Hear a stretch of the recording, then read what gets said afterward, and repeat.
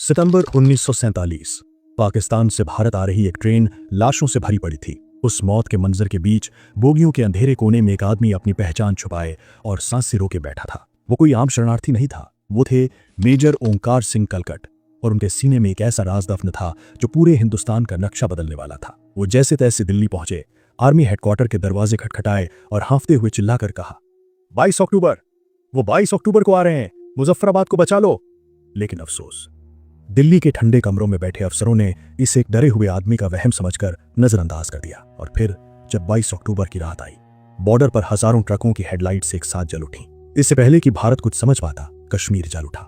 यह किस्सा उस एक चेतावनी का है जिसे अगर वक्त पर सुन लिया जाता तो आज कश्मीर का इतिहास कुछ और होता। ये था ऑपरेशन गुलमर्ग। तारीख थी 20 अगस्त 1947। जगह पाकिस्तान का बन्नू शहर, वजीरिस्तान। बाहर लू के थपेड़े चल रहे थे, लेकिन बन्नू ब्रिगेड हेडक्वार्टर के अंदर एक अजीब सी खामोशी थी। ब्रिगेड मेजर की कुर्सी पर बैठे थे मेजर ओंकार सिंह कलकट। देश का बंटवारा हो चुका था और कलकट अपनी पोस्ट छोड़कर भारत जाने के अंतिम आदेश का इंतजार कर रहे थे। वो वहां अकेले हिंदुस्तानी अफसर बचे थे, बाकी सब वहां पाकिस्तानी थे। दोपहर के सन्नाटे को तोड़ते हुए दरवाजे पर एक दस्तक हुई और हेडक्वार्टर का डाकिया अंदर आया। उसने सलाम ठोका और मेज पर एक खाकी रंग का भारी लिफाफा रख दिया। लिफाफे के ऊपर लाल स्याही और बड़े अक्षरों में लिखा था, top secret, personal for brigade commander only. Brigade commander brigadier CP Murray उस वक्त स्टेशन से बाहर थे। प्रोटोकॉल के मुताबिक जब कमांडर नहीं होता तो ब्रिगेड मेजर ही अर्जेंट डाक खोलता था। कलकट ने बिना ज्यादा सोचे अपनी पेपर कटर उठाई और लिफाफे की सील काट दी। अंदर से एक टाइप किया हुआ दस्तावेज निकला। कलकट ने कुर्सी पर पीछे टेक लगाई और पढ़ना शुरू किया, लेकिन पहली 2 लाइनें पढ़ते ही वो चौंक गए और उनकी आंखों के सामने अंधेरा छा गया। ये कोई आम मिलिट्री ऑर्डर नहीं था, ये एक भयानक साजिश का ब्लूप्रिंट था। उस कागज के ऊपर लिखा था, ऑपरेशन गुलमर्ग। कलकट की नजरें तेजी से पन्नों पर दौड़ रही थीं। उसमें लिखा था, हर पठान कबायली को एक राइफल दी जाए, उन्हें मुजाहिद कहा जाएगा। हर पख्तून ट्राइब को एक मिलिट्री यूनिट की तरह तैयार किया जाए। हर यूनिट में 1000 लोग होंगे। इन लश्करों को ट्रकों में भरकर एबटाबाद में इकट्ठा किया जाएगा। और सबसे खतरनाक बात, तारीख 22 अक्टूबर को ये लश्कर मुजफ्फराबाद के रास्ते कश्मीर में दाखिल होंगे और श्रीनगर पर कब्जा करेंगे। कलकट का गला सूख गया। उन्हें समझ आ गया कि पाकिस्तान कश्मीर को डिप्लोमेसी से नहीं बल्कि खून खराबे से हथियाने वाला है। कलकट अभी सदमे में थे ही कि फोन की घंटी बजी। उन्होंने कांपते हाथों से रिसीवर उठाया। दूसरी तरफ से उनके पाकिस्तानी सीनियर अफसर की आवाज आई, जो कि धमकी भरी थी। उन्हें पता चल गया था कि मेजर कलकट को ऑपरेशन गुलमर्ग के बारे में पता चल चुका है। थोड़ी ही देर में हेडक्वार्टर को बाहर से पाकिस्तानी सिपाहियों ने घेर लिया। कलकट अब एक अफसर नहीं बल्कि पाकिस्तान के सबसे बड़े सीक्रेट के कैदी बन चुके थे। बन्नू में मेजर कलकट अपने ही घर में कैद थे और उनके घर के बाहर पाकिस्तानी सिपाही पहरा दे रहे थे।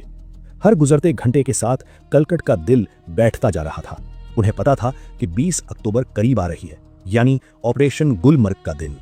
अगर वो यहां से नहीं निकले तो कश्मीर को कोई नहीं बचा पाएगा। कलकट ने एक बहुत बड़ा रिस्क लिया। उन्हें खबर मिली थी कि कुछ भारतीय अफसरों को एक विशेष ट्रेन से भारत भेजा जा रहा है और यही उनका मौका था। एक रात जब सिपाही की आंख जरा सी झपकी, कलकट घर के पिछले हिस्से से दीवार फांदकर अंधेरे में गायब हो गए। वो अपने साथ वो चिट्ठी नहीं ला सके क्योंकि तलाशी में वो पकड़े जाते, लेकिन उस चिट्ठी का एक एक शब्द उनके दिमाग में छप चुका था। वो ट्रेन का सफर किसी नर्क से कम नहीं था। ट्रेन बार बार रुकती थी और बाहर दंगाइयों की भीड़ थी। कलकट एक कोने में सिमटे बैठे थे। उन्हें अपनी जान की फिक्र नहीं थी, उन्हें फिक्र थी उस तारीख की, 22 अक्टूबर। जैसे तैसे 18 अक्टूबर 1947 को वो दिल्ली पहुंचे। उनके कपड़े मैले थे, चेहरा उतरा हुआ था, लेकिन आंखों में आग थी। स्टेशन से उतरते ही वो सीधे आर्मी हेडक्वार्टर की तरफ भागे। 19 अक्टूबर की सुबह मेजर कलकट ने साउथ ब्लॉक के कई दरवाजे खटखटाए। आखिरकार उन्हें डीजीएमओ और खुद रक्षा मंत्री सरदार बलदेव सिंह के सामने पेश होने का मौका मिला। उनके साथ ब्रिगेडियर कलवंत सिंह भी थे। कलकट ने एक सांस में पूरी कहानी सुना दी। सर, पाकिस्तान ने प्लान बना लिया है। वो कबायलियों के भेष में आर्मी भेज रहे हैं। उनका बेस एबटाबाद है और वो मुजफ्फराबाद डोमेल रोड से हमला करेंगे। उनके पास मशीन गन्स, मोर्टार है। सर, हमारे पास सिर्फ 2 दिन बचे हैं। कलकट की बात सुनते ही कमरे में सन्नाटा छा गया, लेकिन वो सन्नाटा यकीन का नहीं, शक का था। उन बड़े अफसरों ने मेजर कलकट को ऊपर से नीचे तक देखा। उन्हें लगा कि बंटवारे के दंगों और खतरनाक सफर ने मेजर के दिमाग पर गहरा असर डाला है। उन्हें लगा कलकट सदमे में है और बढ़ा चढ़ा कर बातें कर रहे हैं। एक अफसर ने उनसे कहा, मेजर, आप बहुत ज्यादा स्ट्रेस में हैं और डरे हुए हैं। जाइए, आराम कीजिए, हम देख लेंगे। कलकट ने उन्हें समझाने की बहुत कोशिश की, लेकिन उन्हें कमरे से बाहर भेज दिया गया। भारत की इंटेलिजेंस की यह बहुत बड़ी गलती साबित हुई। एक आदमी दुश्मन का पूरा प्लान लेकर आया था और उसे पागल समझकर घर भेज दिया गया। दिल्ली में मेजर कलकट की बातों को वहम मानकर खारिज किया जा रहा था और उधर सरहद के उस पार पाकिस्तान में एक बहुत बड़ी शैडो आर्मी तैयार हो चुकी थी। इस पूरी साजिश का केंद्र था मुरी का एक गुप्त बंगला। यहाँ पाकिस्तान के प्रधानमंत्री लियाकत अली खान ने अपने सबसे तेज तर्रार military commander major general Akbar Khan के साथ कई गुप्त मीटिंग्स की। अकबर खान जानता था कि अगर पाकिस्तान की वर्दीधारी फौज ने सीधा हमला किया तो अंतर्राष्ट्रीय स्तर पर बवाल हो जाएगा। इसलिए उसने एक शैतानी प्लान बनाया। उसने अपना नाम बदला और कोड नेम रखा जनरल तारिक। प्लान सीधा था, कश्मीर पर हमला हम नहीं वो करेंगे। पाकिस्तान आर्मी ने वजीरिस्तान और महसूद इलाकों के खूंखार कबाइलियों को इकट्ठा करना शुरू किया। उन्हें दो लालच दिए गए, पहला ये कि वो कश्मीर को आजाद करेंगे और दूसरा जो ज्यादा खतरनाक था, लूट। उनसे कहा गया श्रीनगर की दौलत, सोना और औरतें तुम्हारी होंगी और जमीन पाकिस्तान की। हजारों की तादाद में अफरीदी, वजीरी और महसूद कबाइली जमा हो गए। लेकिन ये सिर्फ भीड़ नहीं थी, इसे एक फौज की तरह चलाया जा रहा था। लॉजिस्टिक्स का इंतजाम बेहद बारीक था। पाकिस्तानी आर्मी के शस्त्रागारों यानी आर्मरी से चोरी दिखाकर 4000 सर्विस राइफल्स इन कबाइलियों को बांट दी गई। पाकिस्तानी सरकार ने गुप्त आदेश जारी कर 300 से ज्यादा बसें और ट्रक जब्त किए ताकि इस मौत के लश्कर को बॉर्डर तक पहुंचाया जा सके। और सबसे चालाकी भरा कदम यह था कि हर आदिवासी लश्कर की कमान एक पाकिस्तानी आर्मी अफसर के हाथ में थी। लेकिन इन अफसरों ने अपनी वर्दी उतार दी थी। उन्होंने पठानी सूट और सलवार कमीज पहन रखे थे ताकि दुनिया को लगे कि यह स्थानीय विद्रोह है। अक्टूबर के दूसरे हफ्ते तक ये अदृश्य फौज एबिटाबाद में जमा हो चुकी थी। ये उनका लॉन्च पैड था और यहां से मुजफ्फराबाद सिर्फ कुछ ही घंटों की दूरी पर था। रावलपिंडी में बैठा जनरल तारिक उर्फ अकबर खान अपने टाइपराइटर पर हमले की आखिरी डिटेल्स टाइप कर रहा था। प्लान था सरप्राइज एंड स्पीड। मुजफ्फराबाद के पुल पर कब्जा करो, बिजली घर उड़ाओ और सुबह होने से पहले श्रीनगर एयरपोर्ट पर पाकिस्तानी झंडा फहरा दो। सब कुछ सेट था, बारूद बिछा दिया गया था, अब बस माचिस की तीली जलाने की देर थी। 22 अक्टूबर 1947 आधी रात पार हो चुकी थी। मुजफ्फराबाद और डोमेल के बॉर्डर पर महाराजा की चौथी J&K इन्फेंट्री तैनात थी। ये बटालियन डोगरा और मुस्लिम सैनिकों का मिश्रण थी। बाहर से सब शांत था, लेकिन अंदर एक तूफान आने वाला था। जैसे ही पाकिस्तानी ट्रकों की आवाजें सुनाई दी, बैरक के अंदर एक भयानक खेल खेला गया। बटालियन के मुस्लिम सैनिकों ने अचानक बगावत कर दी। जिन साथियों के साथ वो सालों से एक ही थाली में खाते थे, सोते हुए उन्हीं डोगरा सैनिकों पर गोलियां चला दी गईं। उनके कमांडिंग अफसर कर्नल नारायण सिंह को उन्हीं के निजी गार्ड ने गोली मार दी। कश्मीर का फ्रंट डोर तोड़ा नहीं गया था, बल्कि उसे अंदर से खोला गया था। हजारों कबाइली और पाकिस्तानी फौजी उस पुल से कश्मीर में दाखिल हो गए। मुजफ्फराबाद शहर को नींद से जागने का मौका भी नहीं मिला और पूरे शहर को आग के हवाले कर दिया गया। लूट और कत्लेआम शुरू हो गया। उधर श्रीनगर में कश्मीर के राजा हरी सिंह को 23 अक्टूबर तक हालात की गंभीरता का अंदाजा नहीं था। उन्हें लगा था कि ये एक छोटी मोटी झड़प है, लेकिन 24 अक्टूबर की रात की हकीकत ने उनके दरवाजे पर दस्तक दी।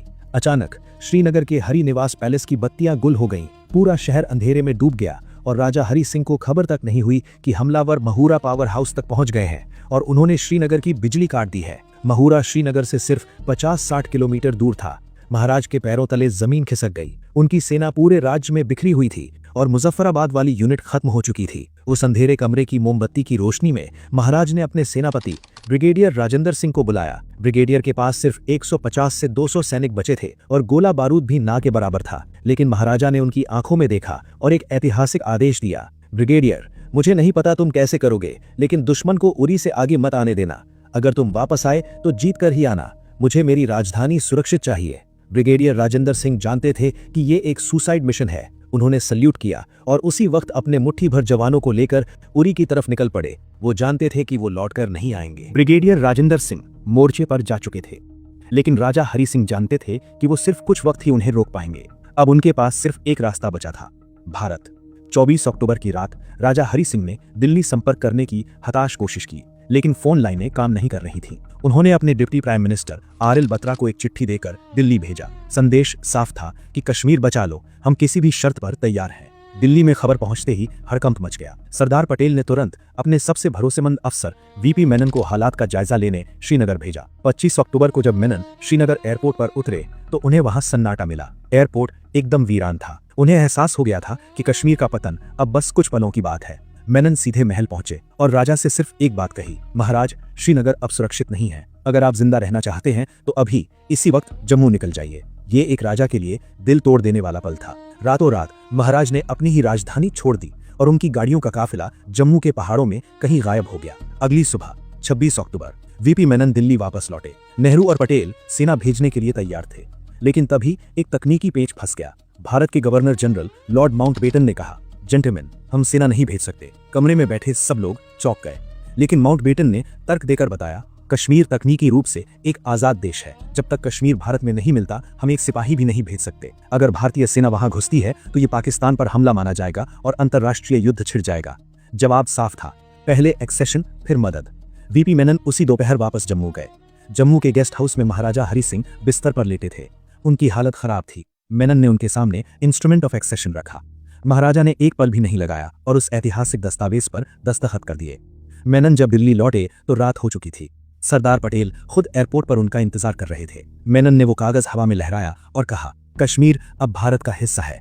पटेल ने राहत की सांस ली और तुरंत सेना को हुक्म दिया, कल सुबह पहली किरण के साथ सेना श्रीनगर उतरेगी। उधर सरहद पर ब्रिगेडियर राजेंद्र सिंह ने अपना वादा निभाया। उन्होंने उरी के लोहे के पुल को डायनामाइट से उड़ा दिया था, जिससे हमलावरों का काफिला वहीं थम गया। ब्रिगेडियर और उनके जवानों ने अपनी जान देकर दुश्मन को 48 घंटे तक रोके रखा। वो शहीद हो गए, लेकिन वो 48 घंटे कश्मीर के लिए संजीवनी बन गए। लेकिन खतरा अभी टला नहीं था। 26 अक्टूबर की रात जम्मू में महाराजा हरि सिंह ने सोने से पहले अपने एडीसी को अपनी रिवॉल्वर दी और एक ऐसा आदेश दिया जो रोंगटे खड़े कर दे। उन्होंने कहा, अगर सुबह तक मुझे भारतीय विमानों की आवाज न सुनाई दे तो मुझे नींद में ही गोली मार देना। मैं अपनी प्रजा को कत्ल होते और अपने राज्य को पाकिस्तान बनते नहीं देखना चाहता। 27 अक्टूबर की सुबह दिल्ली के पालम एयरपोर्ट पर इतिहास लिखा जा रहा था। भारतीय वायुसेना के डकोटा विमानों ने उड़ान भरी, मगर ये एक बहुत बड़ा गैम्बल था, क्योंकि पायलटों को नहीं पता था कि श्रीनगर एयरपोर्ट पर दुश्मन का कब्जा है या नहीं। सुबह करीब 9 बजे पहले विमान के पहियों ने श्रीनगर के रनवे को छुआ। धूल का गुबार उठा और सब सही सलामत था।